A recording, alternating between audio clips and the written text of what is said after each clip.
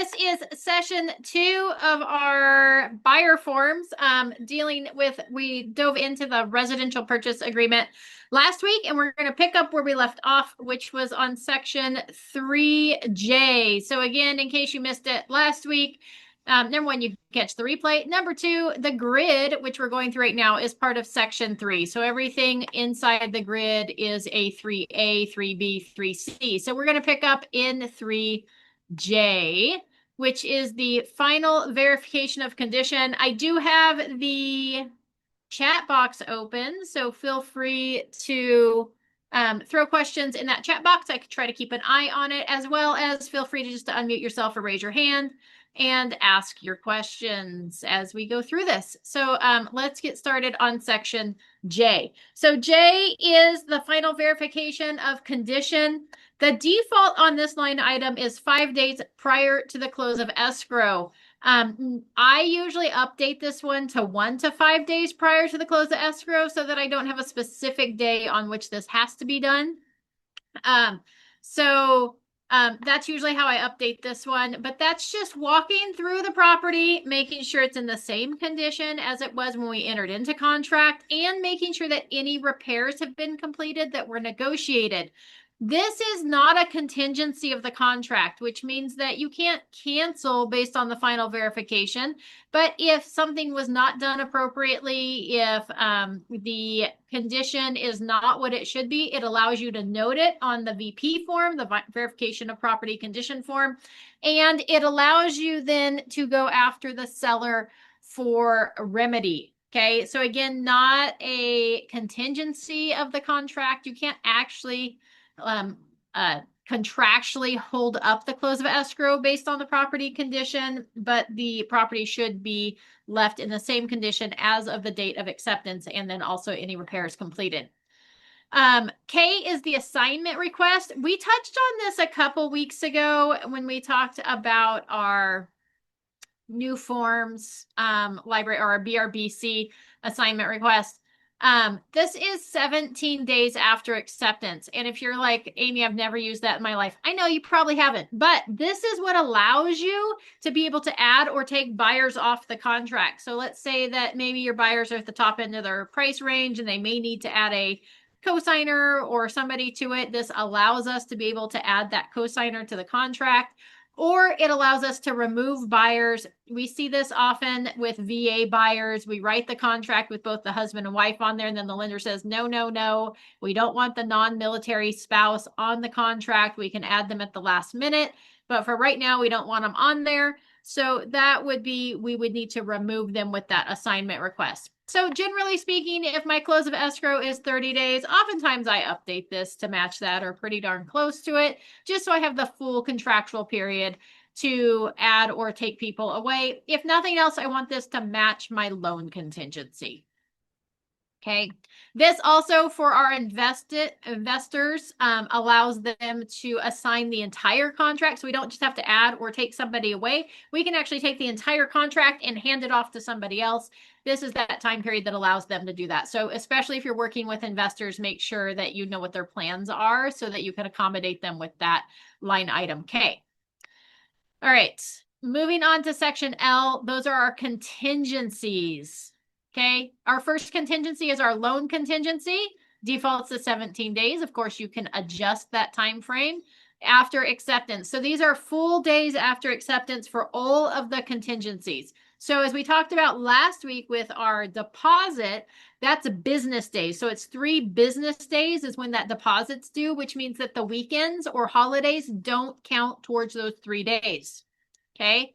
That always ends on a weekday and always only counts actual business days. Everything else in the contract counts total calendar days. So our loan contingency, if it's 14 days after acceptance, the day that the contract is accepted is day 0.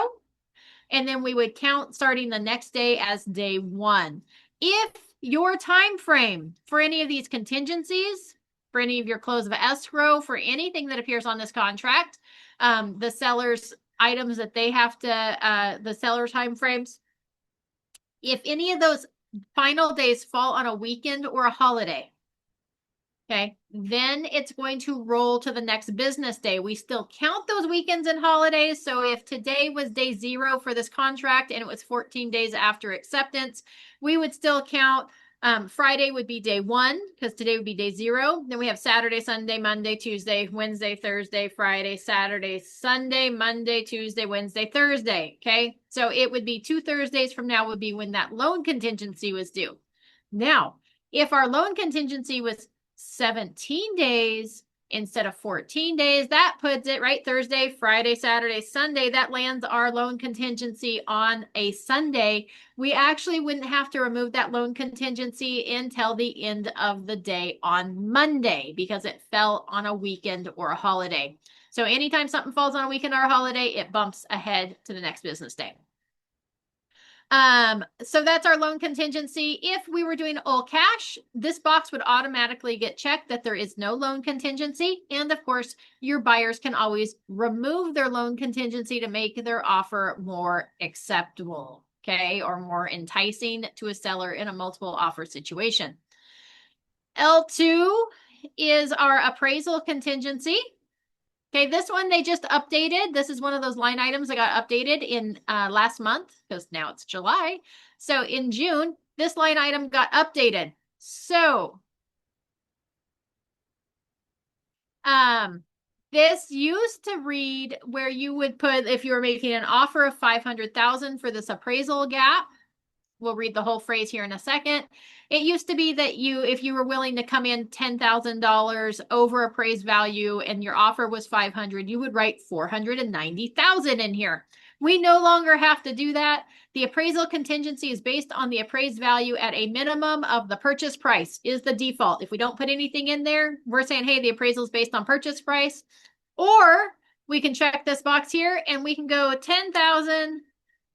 Oops, that was an extra 0, less than the final purchase price. So now, for all you people who just got it and just got in the habit of finally writing in the purchase price there, we're now just putting in the dollar amount. What are your buyers willing to pay above appraised value to get to that purchase price?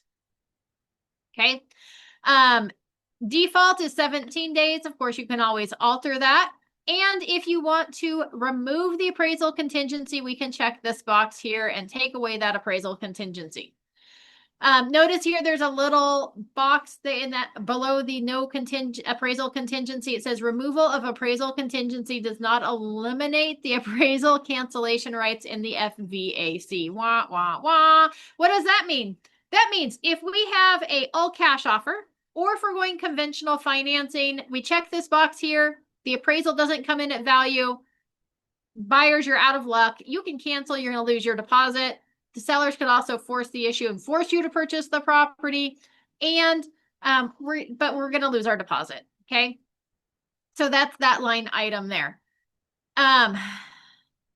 If it's a VA or FHA buyer, they have the FVAC, which is the FHA VA appraisal contingency addendum or something to that effect.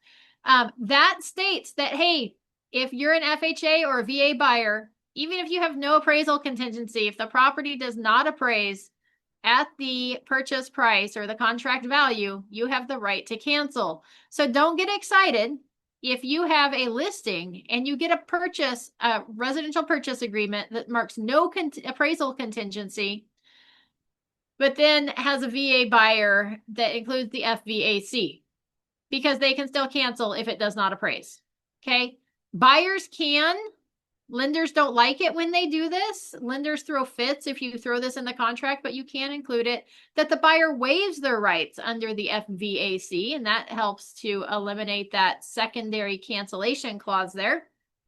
So you do have that option as well. But just know that that if they are a VA or FHA buyer, they do have the right to still cancel under the FVAC, even if they remove their appraisal contingency. You guys, I'm going to pause for just a second here. Give me just a moment. I'll be right back.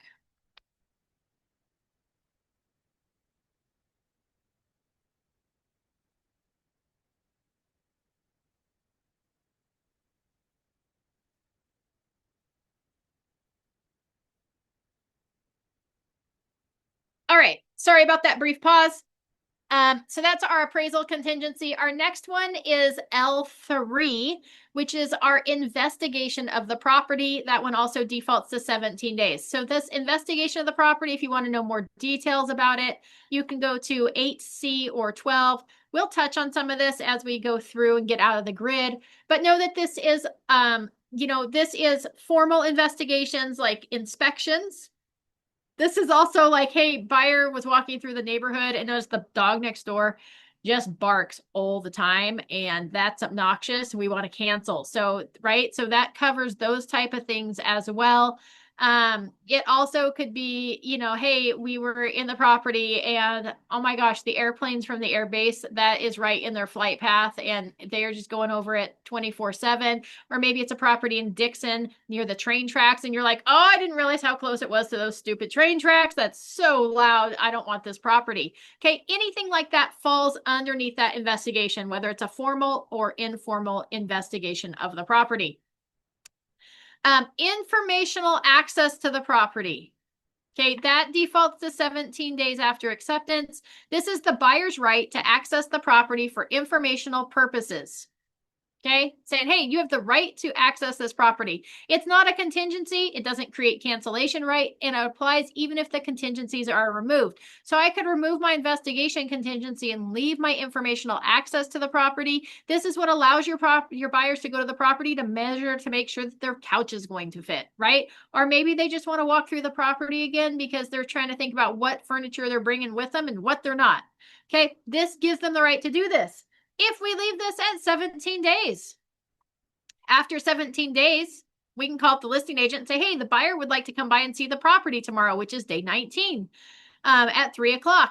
And the sellers can actually say, no, that's not going to work for us. Sorry, your buyers had the right to access the property through 2 days ago. They no longer have the right to access it again until their verification of property condition. Okay, so know that the sellers have the right to do this. So what I normally do here is I normally put it somewhere, like if my contract's 30 days, my verification of property condition is going to be 1 to 5 days prior to the close of escrow. Oftentimes here, I just match this to the escrow period or put it like 5 days short at like 25 days so that my buyers have the right to access that property through the entire escrow period. Okay, that's my goal there. Our next one here is our insurance. So up until, I don't know, 3 or 4 years ago, probably 5 years ago now, because I've been here for 4 years. So probably like 5 years ago, we only had really 3 contingencies that were written into the contract. It was loan, appraisal, and investigation. Everything else fell kind of under investigation. Now they've added these other things as different contingencies. So we now have like 8, potentially 9 contingencies in there. So our main one's loan, appraisal, and investigation. The other one is now added is insurance, which is they have 17 days after acceptance to make sure that the insurance, they can get insurance on the property. And it's not just that they can get it, it's that at its like price that's acceptable to the buyer. Okay. So that's what falls underneath that insurance contingency. Just so you know, I normally match all of these contingencies down here, L4 through L8, to my investigation contingency. So whatever I move that investigation contingency, I usually adjust these as well. You can decide what you want to do. The next one is, yep. So it's going back to the verification of the condition. So Yes. let's say that a seller said they completed the repairs, and then you go and do your walkthrough, and you find out they didn't do all the repairs. That's not a reason to cancel closing or extend close of escrow. No, not really. I mean, you could ask, you can negotiate an extension, but it's not necessarily grounds to extend it or cancel. You definitely can't cancel the contract because they didn't do it. You could ask for an extension, say, hey, how much time do the sellers need? Do we want to extend the close of escrow to accommodate that? So we're not doing repairs after the close of escrow. And they might say yes. But ultimately it would be grounds to take the sellers potentially to like a small claims court or to, mediation. and then arbitration. So depending on the dollar amount. So yeah, the goal is the sellers would get that done. That's ultimately why the verification of property condition defaults to 5 days prior to the close of escrow, Yeah. is because that gives you some buffer zone that if something's not done, we can push for it to get done before the close of escrow. We have 5 more days to accommodate that. I've seen properties. Part of the reason I move it to 1 to 5 days is, number one, it doesn't lock me into a specific time frame. But I've seen properties that we get to the end, it's 1 day before the close of escrow. Sellers are now moving out and they've like punctured holes in the walls or taken things that they weren't supposed to take, which is part of the reason I bump it closer to the end.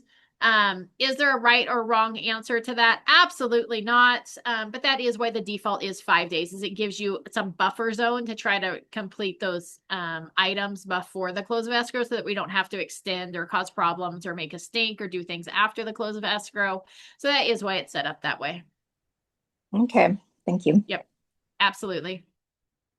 All right, insurance. Then the next one, L5, is review of the seller's documents. That one also defaults to 17 days after acceptance. Notice this one has some extra verbiage there. It says after acceptance or 5 days after delivery, whichever is later. Okay, what does that mean? On things that are supposed to be delivered to the buyer, our review of seller documents, right? All of our seller disclosures, our preliminary title report, the natural hazard zone disclosure, those common interest disclosures, which would be like your HOA documents, the review of leased and liened items, all these items that are coming up on the next few contingencies. They all give you 5 days after delivery, whichever is later. So if we're on day 2 of the contract and we have 14 days for those items, any of those items I just mentioned, and we're on day 3 of the contract and seller gives us all those documents, we have until that contingency is due to be removed, until day 14.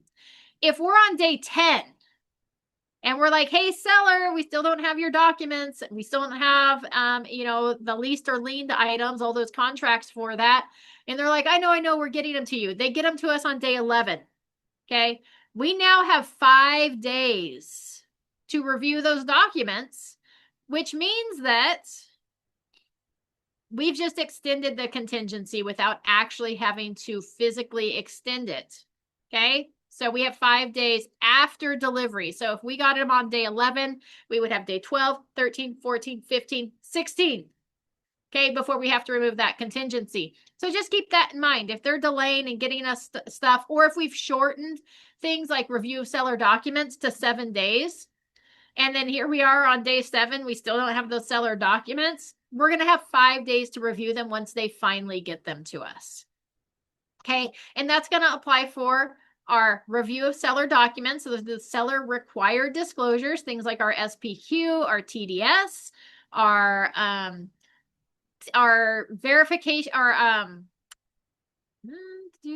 what's it called? Our AVID, agent visual inspection disclosure, if it's marked on the TDS that the agent is going to provide that. Okay, that's part of that becomes part of the TDS. I have a whole nother theory on that, but we'll talk about that during seller documents.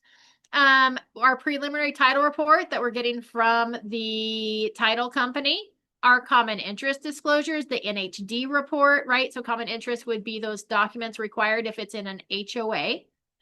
Our review of leased and liened items. So if there's something that's being sold with the property that's leased or liened that needs to be, whatever that's called, taken over by the buyer. I don't know why I can't come up with that name now. They have 5 days to review those documents, which is why it's so important to make sure you know the timeframes in the contract. Make sure that you're staying on top of seller making those requests. And if you're, thank you, assumed. I appreciate that. If the leased or liened item needs to be assumed by the buyer.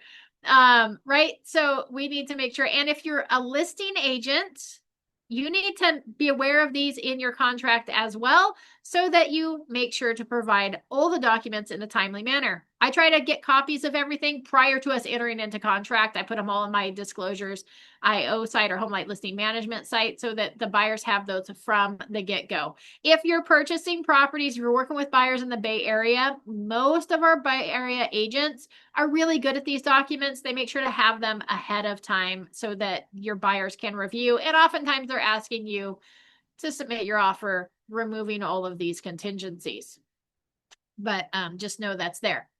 If we remove the contingencies, well, we'll talk about this here in a little bit. All right, moving over to contingency removed, the next square that encompasses L3 through L8. Removal or waiver of contingencies. Any contingency in L1 to L8 may be removed or waived by checking the applicable box or attaching a contingency removal form and checking the applicable box therein. Removal or waiver at time of offer is against agent advice. See paragraph 8I. Okay, just for kicks, we're going to go ahead and scroll on down there to 8I to see what 8I says. 8I says, removal or waiver of contingencies with offer. Buyer shall have no obligation to remove a contractual contingency unless seller has provided all required documents, reports, disclosures, and information pertaining to that contingency. If buyer does remove a contingency without first receiving all the required information from the seller, buyer is relinquishing any contractual rights that apply to that contingency. Okay, this is so important. Let me finish the paragraph, then we'll get into this. If buyer removes or waives any contingencies without an adequate understanding of the property's condition or buyer's ability to purchase, buyer's acting against the advice of the agent. Okay, just that's the disclaimer there on section 8I. So if buyer says, hey, I want to be competitive, it's multiple offers, I'm going to remove my review of seller documents. Okay, and we have the TDS, but we don't have the SPQ. Okay, we have the transfer disclosure statement. We don't have the seller property questionnaire. We don't have the NHD report, the natural hazard zone disclosure report, whatever it might be. Buyer removes contingency. Seller then gives us the form that we were missing after we enter into escrow. And buyer sees something on there that red flag, I don't want to move forward. Yeah, so sorry, out of luck, buyer. You can cancel the contract. You're going to lose your deposit because you're in breach of contract because you removed that contingency. So unfortunately, it doesn't matter. Okay, now let's say we got all the documents from the seller. We got the TDS, the SPQ, the natural hazard zone disclosure report. There's a list of what's required by the seller. Let's say we had all those up front. Buyer removes investigation contingency. 5 days after acceptance, seller goes, oh my gosh, I forgot to disclose that we had an insurance claim on the property a month ago or a year ago. Okay, and now they disclose that insurance claim. This is new information to the buyer. They had all the disclosures. They reviewed them all. They removed their investigation contingency. Now we're getting new material disclosures. Okay. Buyer has 5 days to review that information and they can cancel the contract based on that new information. But that's only if we'd received the information before. This is new, not attached to the documents that we had already received. And it has to be complete seller disclosures already received. Okay. So hopefully that made sense to everybody. If you have questions, holler at me. But that's super important. So All right. if after we drop our contingencies, new information is given to us, and our clients are not happy with it, we can cancel. You have 5 days to review those documents and decide if you want to cancel or ask for repairs or whatever it might be based on that new information. Again, new information wouldn't be basic seller disclosures if we already removed our contingency. We have to have received all of those required seller documents for the new information to apply. I have a question. Yeah. What is technically considered seller documents? Because I know sometimes we get lengthy packets and then sometimes there's just some simple stuff. So, and it's kind of different depending on the listing agent if we're on the buy side. So we're going to go here. It says review seller documents. It says 8A or 14, 8E or 14A. So we're going to go down to 8A first. You're on 7, 8, or 8E. I think it was 8E. Hold on. We'll get there eventually. A, B, E. Review of seller documents. This agreement as specified in paragraph 3L5, contingent on buyer's review and approval of seller documents required in paragraph 14A. So now we're going to hop down to 14A, which was the other paragraph referenced up above. And also I'm so glad they left that little section in there. Okay, 14A here, seller delivery of documents. Seller shall within the time specified in paragraph 3N1 deliver to buyer all reports, disclosures, and information, reports for which seller is responsible to provide to buyer as specified in paragraph 7A, 9B, 6, 10. This is really helpful here. Okay, so now we're going to hop back up. Somewhere in this contract is listed. So we're going to start at 7A. Yeah. 11. Appraisal 8. Occupancy. Okay, we're not going to worry about that one. Hold on, we're going to come back down. 14A. It's probably, well, anyways, 14. 9B6 is the next reference. Somewhere in here it's listed, so we're just going to follow the little trail map to tell us where to go. Our lead-based, or leased and lien systems, that's a specific one. So that one, they're required to provide those documents. You're going to find it there. We're going to come back. We're just going to skip ahead to 11A because this is where it is. So statutory and other disclosures, including lead-based paint and lead-based paint hazards and cancellation rights. Seller shall within the time specified in paragraph 3N1 deliver to buyer unless exempt fully completed disclosures or notices required by 1102 and 1103 of the Civil Code. Statutory disclosures. Our statutory disclosures include but are not limited to a real estate transfer disclosure statement, our TDS, our natural hazard zone disclosure statement, notice or actual knowledge of release of illegal controlled substances, notice of special tax and or assessments, and if allowed, Belarus community. Okay, so we have the taxes. We have the car form, seller actual knowledge, industrial use, and military ordinance. That's all going to be on the car form SPQ, which is our seller property questionnaire, or our exempt seller disclosure, and if the property is in a high or very high fire hazard severity zone. Okay, so we have our TDS, our SPQ, or our ESD, our natural hazard zone disclosure report. Those all fall underneath that first section. Okay, so those are there. We have the agent visual inspection disclosure, especially if it's checked as noted on the TDS, but that's not a seller disclosure. There's supplemental disclosures as well. This mentions our ESD and our SPQ. The other thing that would fall in there is our lead disclosure. So if the property was built before January 1st, 1978, then they would need to do the lead-based paint hazards disclosure. Okay, if it's in a high or very high fire hazard severity zone, it would also include the home fire hardening disclosure and advisory. Okay, let's see here. I believe those are the basic of it. It's going to be your TDS, your SPQ, and your NHD. So there's a lot of other addendums and disclosures. Some of those are property required, like I said, like the fire hardening one or the lead-based paint or the earthquake. Okay, if it was built before 1965, I believe is the earthquake hazard zone disclosure, then those become required. Everything else is kind of just optional. So your lot size and square footage addendum is optional. They are required to disclose if the water heater is strapped or not. So your water heater, smoke detector, statement of compliance, that one they're required to do. So those type of things. Did that answer your question, Zoom user? Yes, it's Amanda. Thank you. I knew it was, but I just thought I'd go with Zoom user. All right. So popping back up. So again, we could go through every item listed here under, I think it was 14A. That's 11, 12, 13, 14. If we went through all of these paragraphs here, you could note all the ones that are required and when they're required. This is going to reference any specific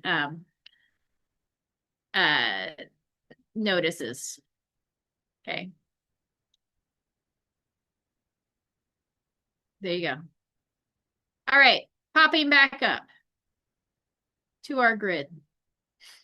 L. We have our last contingency here in our L section, which is an optional one, and that's the sale of the buyer's property. So if the property, the purchase is contingent on the buyer selling their property, we would check this box here, that the sale of the buyer's property, and we would include the COP form, the contingency for the sale of the buyer's property, making it so that the buyer didn't sell their property, that they could cancel the contract. Now, sometimes buyers want to include this, sometimes they don't. If the loan requires them to sell the property in order to be able to qualify for the loan moving forward, we want to make it contingent on the sale of that property. But sometimes our buyers can get approved for the home they already own and the home that they're purchasing. And then it becomes an optional contingency really on, are they comfortable having two payments if they can't get one sold before the other? And there's lots of options on that COP form, which we will cover in a future week. I promise. It's on my list now. All right. So those are our contingencies that are part of our contract that are built in. Okay. Our next section here is M, which is possession. M1 is time of possession, and it says upon notice of recordation or 6 p.m. or blank time on date specified as applicable in 3M2 or attached TOPA. So the default time of possession is once we get notice that the property has been recorded with the county recorder's office. That usually comes from the title company. Sometimes it's 10 a.m., sometimes it's 1 p.m., sometimes it's 3:45 p.m. Okay, so it's all over the place. It's always before the close of business. So you can decide if you want to leave it there or not. Now, and then we can change that date. We can check the box for 6 p.m. We can change the box for a specific time here. We could say, hey, we want it at 3 a.m. or 3 p.m., whatever that might be. I kind of like personally like 10 a.m. because then it ensures that the seller probably moved out the day before and we're not worried about the seller not being able to get out on time. Okay, so I kind of like that time frame outside of notice of a recordation. So that's kind of my my preference there, but you can go with your preference. The M2 is seller occupied or vacant unit. So this is one that's going to be occupied by the seller or a vacant. This defaults to the close of escrow date. Okay, so this would be upon, if we check the box here for 10 a.m. Okay, so now our time of possession is 10 a.m. on the close of escrow. Okay, so this one handles the time, this one handles the date. Okay, if we wanted to change that and we go, hey, we want to go, we're going to give the seller for 7 days after the close of escrow, we're going to include the SIP form, seller in possession after the close of escrow form, and then it's going to be 10 a.m., 7 days after the close of escrow. Okay, so keep that in mind there. It may also specify on the SIP the delivery, which would then supersede this. All right, we could go, if we want 30 or more days, we would check this box. So this top box here, so close of escrow is the default. The next one is for 29 or fewer. And then if we check this box here, this would be like 30 days or 31 days or 45 days. And we would include the RLAS form, which is the residential lease after sale. So 29 days or less gets us a SIP form, which is much shorter, much easier to understand, much less work involved. 30 days or more gets us an RLAS, which is a mess. Okay.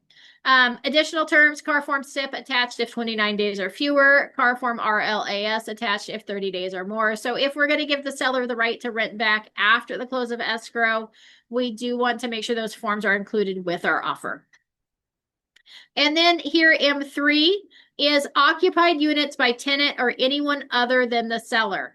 Okay, and they're like, well, why does it specify tenants or anyone other than the seller? Because sometimes they're like, oh, well, it's not tenants, it's my sister living there. Well, is it you? No. Then it falls under this box. So if the seller does not reside in the property, doesn't matter who lives there, it goes under M3. It's going to be subject to tenant rights unless primary or secondary residence in 3E3 or otherwise agreed. TOPA may be used. Okay, C7A is TOPA is not attached, or we can check the box for tenant occupied property addendum.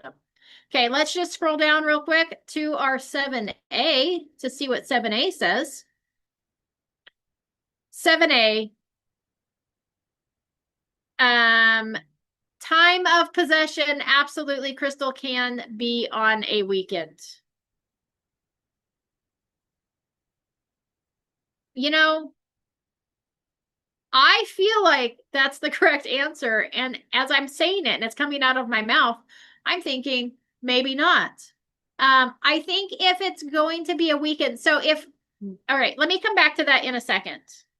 Let's tackle 7A first, occupancy. Buyer intends to occupy occupy as primary or secondary residence, and unless otherwise agreed to, such as in Carform TOPA, the unit buyer intends to occupy shall be vacant at time of possession is delivered to buyer, and if the property contains more than one unit within 3 days after acceptance, buyer shall give seller written notice of which unit buyer intends to occupy. Occupancy may impact available financing. Seller shall disclose to buyer if occupied by tenants or persons other than the seller and attach Carform TOPA in a counter offer if not part of buyer's offer. So if it's occupied by anybody but the seller, you're going to get that TOPA form. It should either be in the counter offer because sellers now disclosed it because you didn't know, or we include it as the request with part of our offer. All right. Now to come back to Crystal's question, time of possession. Okay. If the close of escrow is scheduled for a Saturday or Sunday or a holiday, the close of escrow is going to roll to the next business day. So if we got in the contract today and our close of escrow was a 3-day close of escrow, we would have Friday, Saturday, Sunday. It would roll to actually, I don't know if Monday is the federal holiday or Friday is, but it would roll to the next business day. And business days are defined as days where title and banks are open. Okay, so if the title company or the banks are not open, it's not a business day. Okay, because ultimately, or the recorder's office, because we need those 3 parties in play in order to make the close of escrow happen. We have to have the funds be able to pass through the Federal Reserve and get transferred to the title company. Title company has to receive those funds, so they have to be open. They have to send the notice for recording over to the recorder's office, which means that the recorder's office needs to be open. So those 3 parties must be open in order for it to be considered a business day. Close of escrow can only happen on business days. So if it was scheduled for a weekend or a holiday, it's going to roll to the next business day. Now, if it's a seller occupied property and we are giving them occupancy after the close of escrow, the seller's remaining in possession, can the occupancy happen on a weekend? Yes, it can, but I've never thought about this before. But if we say, hey, they're going to get 7 days after the close of escrow, well, close of escrow is, yes, Amanda, to answer that really easy question, release of contingencies always roll to the next business day. Demand to close escrows roll to the next business day. Notices to perform, you have until the next business day to perform. All those things roll.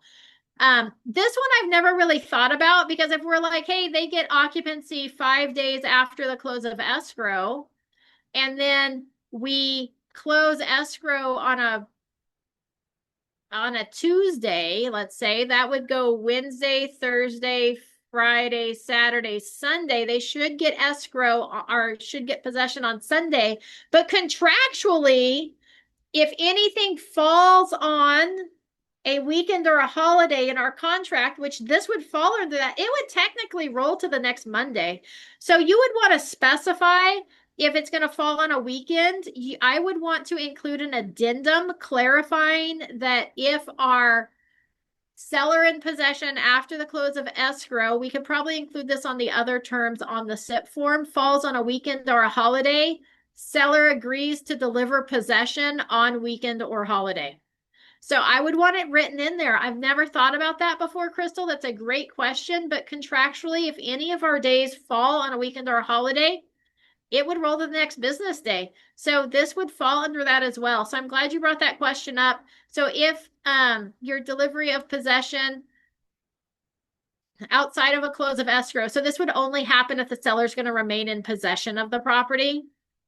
That's the only time this could ever happen. Otherwise, it's always going to be on a business day. We would want to specify that if it fell on a weekend or a holiday, seller's still going to deliver possession on that weekend or holiday. Just throwing that out there. Good question. Thank you. Any other questions with section M?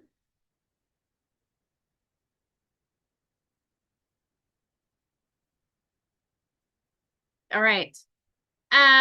Moving on to section N, that would be our seller delivery of documents. So this has to do, I don't know why section N, it seems like it should be closer to section L because this is what it applies to, but N is delivery of documents. So those are all those seller required documents. It defaults to 7 days. I usually shorten it up to like 5 days.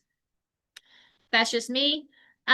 Sign and return escrow holder provisions and instructions that defaults to 5 days. The seller gets seller documents or seller instructions or provisions from the title company or escrow company that allows that escrow company to open escrow on the property to search and make sure there's not any additional liens and stuff out there. So that would need to get returned. Sometimes the escrow company also requires documents from the buyer. They'll get those to you as soon as escrow is open. Both parties have 5 days to return those documents back. Sometimes it's things like how they want to hold title, what their legal names are, all of those things. So just make sure those are returned. We don't always see those for our buyers in every transaction. Time to pay fees for ordering HOA documents. That's 3 days after acceptance. I usually shorten it up to like 1 day after acceptance. I'm really hoping they already paid any of those fees prior to us entering into escrow and they have those HOA documents. But there are documents required if the property is in an HOA. Some of those are going to be your rules and regulations. They require like 12 months worth of financial or meeting minutes from the last 12 months. The most recent financial statement, things like that are required as part of those HOA documents. So just be aware of that. And it's going to talk about those in 11M2. N4 is install smoke alarms, carbon monoxide detectors, and water heater bracing. Okay, it defaults here to 7 days. I like to shorten this up because I want those all done before my appraiser walks through that property. So I usually like to shorten it up to 3 days after acceptance. All those things are supposed to be done. That way, if it's not done and the appraiser walks through, the seller really has nowhere to try to wiggle out of paying the reinspection fee when the appraiser has to go back. Wah, wah, wah, because it should have been done already. 24 is evidence of representative authority. That's 3 days after acceptance. So that's if the buyer or the seller is a trust or a corporation or whatever that is. They have to provide evidence that they can sign on behalf of that entity. Any questions there about section N? All right. O is intentionally left blank. We don't have a section O, which moves us right into items included and excluded. This is going to be near and dear to Amanda's heart. P1 is items included. Okay, all items specified in paragraph 9B are included and the following. So before we dive into this, let's scroll down to 9B. 9B. Items included in the sale. All existing fixtures, fittings that are attached to the property. Existing electrical, mechanical, lighting, plumbing, and heating fixtures, ceiling fans, fireplace insert, gas logs and grates, solar-powered systems, built-in appliances, and appliances for which special openings or encasements have been made, whether or not checked in paragraph 3P. Now, notice here that built-in appliances, so you've got that like actual oven that's built, that's set into the cabinet structure, right? That would be like a built-in appliance versus our normal freestanding range is not a built-in appliance. Okay. Now notice here, though, it says, and appliances for which special openings or encasements have been made.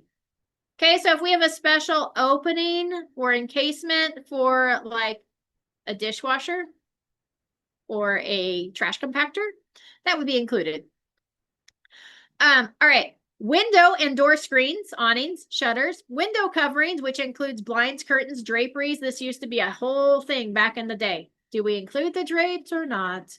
So now it says includes blinds, curtains, drapes, shutters, or any other materials that cover any portion of the window and any associated hardware, rods, hardware and rods, attached floor coverings, television antennas, satellite dishes, coolers, conditioners, pool spa equipment, including but not limited to any cleaning equipment, such as motorized automatic pool cleaners, pool heaters, pool nets, pool covers, pool fencing, garage door openers, remote controls, mailbox, in-ground landscaping, water features and fountains, water softeners, water purifiers, light bulbs, including those smart bulbs, and all items specified in paragraph 3P if currently existing at time of acceptance. So if something wasn't in existing at time of acceptance and you marked it in 3P or doesn't exist, it doesn't apply. Okay, so there's all of those things. Now here there's a note. If seller does not intend to include any of the items specified as being included above because it is not owned by the seller, whether placed on the property by agent, stager, or other third party, the item should be listed as excluded in paragraph 3P2 or excluded by the seller in a counter offer. I like to send my sellers a list of, hey, here's what should be included in the sale. Please walk around your property. Is there anything you don't want to include? And send that list over because I'm going to put it on an addendum before we even get an offer on that property. Okay, so there's our list of what's included. It comes back into as well, security system should be included. It includes any device, hardware, software, controlled units used to monitor and secure the property, including but not limited to any motion detectors, door, window alarms, and any other equipment utilized for such purpose if checked in paragraph 3P. All items are included in the sale, whether hardwired or not. Right? Listing agents do better. Amanda just had one come out of contract because the listing agent was a horrible human. Okay, probably not a horrible human, but they didn't do their job. Home automation, smart home features. Includes any electronic device and features, including but not limited to thermostat controls, kitchen appliances, not otherwise excluded, and lighting systems that are connected, hardwired, or wirelessly to a control unit. Computer, that are connected to a control unit. Computer, tablet, phone, or other smart device. Any smart home device features that are physically affixed to the real property and also existing light bulbs are included in the sale. Buyers advised to use paragraph 3P1 or an addendum to address more directly specific items to be included. Sellers advised to use a counteroffer to address more directly any items to be excluded. Non-dedicated devices. If checked in paragraph 3P, all smart home and security system control devices are included in the sale, except for non-dedicated personal computer, tablet, or phone used to control such features. Buyer acknowledges that a separate device and access to Wi-Fi or internet may be required to operate some smart home features, and buyer may have to obtain such device after the close of escrow. Seller shall delist any devices from any personal accounts and shall cooperate with any transfer of services to buyer. Buyers advised to change all passwords and ensure the security of the smart home features. Okay, so there's those. Let's see here. 6 is leased or liened items. The seller is going to let buyer know what's leased or liened. And then, let's see here. Seller represents that all items included in the purchase price, unless otherwise agreed, are owned by the seller and shall be transferred free and clear of liens and encumbrances, except the items and systems identified pursuant to paragraph 9B6. That was maybe those leased and liened items, and are transferred without seller warranty, regardless of value. Seller shall cooperate with the identification of any software or applications and buyer's efforts to transfer any services needed to operate any smart home features or other items included in this agreement, including but not limited to utilities and security systems. Okay. So just keep that in mind. Like that would be like, I have a Nest thermostat in my property that's going to transfer with the house. I use an app on my phone to control that thermostat. The phone doesn't transfer with the property. That would be a personal device, but we should let the buyer know what the app is. I need to go into my app and unclaim that Nest thermostat and pass it off to the new buyer, which means I may need the new buyer's either phone number or email address to do that. But we need to do that because the new buyer is not going to be able to register that Nest thermostat until the current seller releases it from their use. So things like that need to transpire. Just keep that in mind. Remind your sellers of that. Let's say we have a security system that has a computer that runs the security system because our seller's got like a super fancy house and it's got an elaborate security system and we have a dedicated computer for that security system. That computer does transfer with the property. So that's kind of what that was outlining there, in addition to all the other things. Before we hop back up to the grid and talk about what's included or what we can ask for or not ask for, I'm going to go ahead and talk about item 9C here, which is items excluded from the sale. Okay, unless otherwise agreed, the following items are excluded from the sale. All items specified in paragraph 3P2. Audio and visual video components such as flat screen TVs, speakers, and other items. If any such item is not itself attached to the property, even if a bracket or other mechanism attaches to the component or is attached to the property. So our TVs and stuff, they are surround sound speakers. If they're just auxiliary speakers, they're not included. Now, if we have a built-in surround sound speaker, right, that itself is attached to the property, that stays. Okay, our TV on the wall that's mounted with a mounting bracket, that doesn't stay. Okay, because it's mounted with a bracket. If we have a built-in TV that's actually like part of the wall, that would stay. All right. Let's see here. Unless otherwise specified in paragraph 3P1, brackets attached to walls, floors, ceilings for any such component, furniture, or item will be removed, and holes or other damage shall be repaired but not painted. Okay, we don't have to paint things. All right.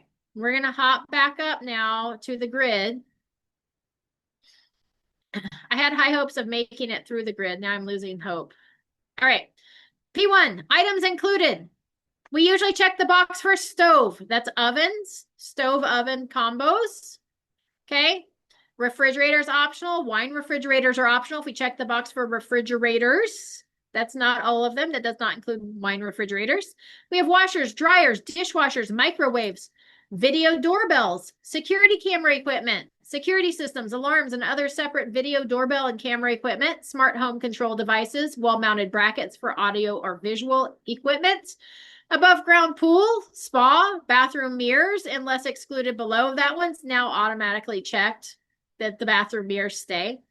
Electric car charging systems and stations, potted trees or shrubs, and then there's lots of blank lines to include things. If there's something that's important to your buyer, you're not sure whether it's going to be included or not, even if it normally is. Let's say the shed out in the backyard. Oftentimes those are bolted to the ground. So those would become fixtures to the property. They should convey with the property. But sometimes we're not sure. We want to make sure it's included because it's important to our buyer. Just write it in here. Backyard. Oh, my keyboard's not working. I'm going to blame it on my keyboard, not my fingers. Shit. Right? Another one that comes up often are those cabinets out in the garage. Sometimes they're attached to the wall. Sometimes they're not. Obviously, if they're wall-mounted cabinets, right, they're floating. Those are probably attached. Those become fixtures and they should convey with the property. But sometimes are like workbenches or cabinets that are on the ground. Sometimes they're not actually mounted to the wall. So we might want to say, hey, cabinets in garage, right? So we want to include I had this just recently a closing, and there was a cabinet in the garage that was not attached, and I asked them, my buyers asked for that to be removed, and the listing agent said, well, as a courtesy, my client will try to do that. And I was like, it has to be removed, right? Yeah. Like it's not a seller courtesy. It's not attached to the wall or to the floor. Yep. And if the seller had left that, buyers didn't want it. Let's say we didn't realize it as part of the contract that we never had a discussion about it. We just assumed it wasn't attached. Sellers were going to take it. Sellers don't take it. That becomes one of those line items where you can notify the seller. They have a certain number of days to remove it. Buyer can then have it removed and can go after the seller for the fees that it costs to remove that item. But yeah, anything attached should stay and anything not attached should go unless it's negotiated, which means things like chandeliers. Notice it said light fixtures should remain. So if there's a chandelier in the house, it should remain with the property unless negotiated as part of the offer that it's not going to remain and it's going to be replaced. Keep in mind, if I've got sellers, I usually have these discussions up front with my sellers.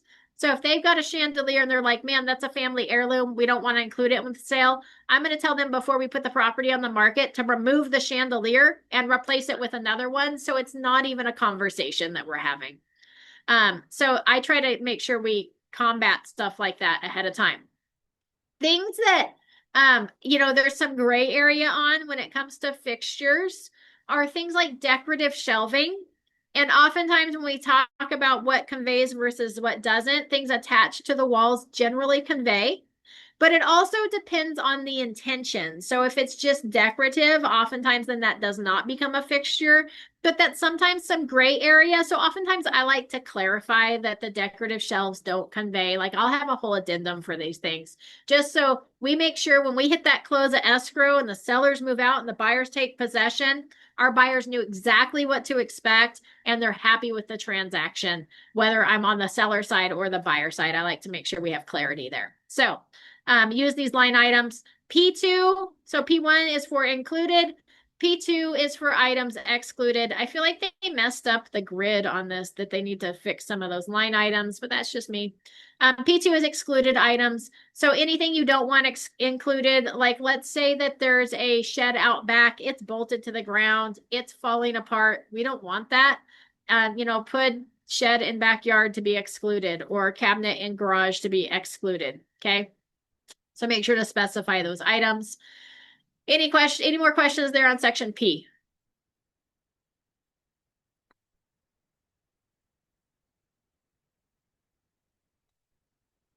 All right. I'm going to pause here. It is 9:59. It's 10 o'clock basically. I'm going to pause. We're going to pick this up again next week. I don't care how long it takes us to get through the RPA. I like to go through it nice and thoroughly so you guys have a great understanding of it. And I want to be respectful of your time. So I'm going to hop off today. We'll cover the allocation of cost section Q, and then R, and then the rest of the items that should be addressed in this come next week. And then we'll start covering the associated documents, things that we've talked about, like the FVAC, the HID, the SFA, all those things, the COP, the SIP, right? We'll start covering all of those forms as well. We'll be hanging into these buyer forms throughout the month of July. So any questions before we wrap up today? All right. Then we will call it a day. If you want to hop off, you can. And all right, have a fabulous day. Thanks everyone for joining us today, and we'll see you again next week.